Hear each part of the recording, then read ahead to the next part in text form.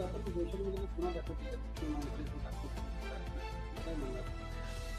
काल दिनांक 5 जानेवारी 2026 रोजी बोईसर पोलीस स्टेशन अंतर्गत reach to money private limited या कंपनीमार्फत शेअर मार्केटमध्ये गुंतवणूक करून जास्तीचा परतावा देण्याचा आमिष दाखवून तक्रारदार दीपक बाबू वरक वय वर्ष 42 व्यवसाय नोकरी विराज प्रोफाईल्स प्रायव्हेट लिमिटेडमध्ये यांच्यासोबत इतर 13 गुंतवणूकदार यांना जास्त परताव्याचे आमिष देऊन त्यांची फसवणूक झाल्याचे तपासामध्ये चौकशीमध्ये निष्पन्न झाल्यानंतर आरोपी रोशन चंदनलाल जैन वय वर्ष 36 यांच्याविरुद्ध फसवणुकीचा तसेच MPID कायद्याअंतर्गत गुन्हा दाखल करण्यात आला.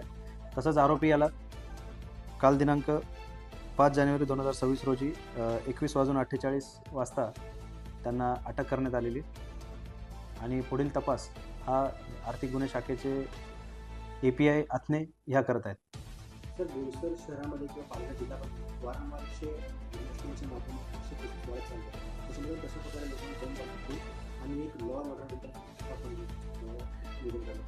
पालघर पोलिसांकडून सर्व नागरिकांना आवाहन करण्यात येते की असे कुठले जास्त परताव्याचे जे आमिष दाखवणारे कुठले गुंतवणूकदार असतील किंवा असे गुंतवणूक करून घेऊन जास्तीचा परतावा देणारे कोणी असेल तर त्वरित जवळील पोलीस स्टेशनला संपर्क साधावा व अशी कोणाची फसवणूक झाली असेल तर आपणही त्वरित जवळील पोलीस स्टेशनला आपली तक्रार नोंदवावी.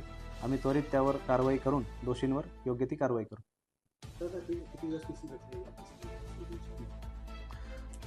एकूण 3 दिवसाचा PCR मिळालेला. आजच आरोपीला न्यायालयासमोर हजर केलं होतं माननीय न्यायालयाने. 3 दिवसाचा पोलीस कोठडी मंजूर केली.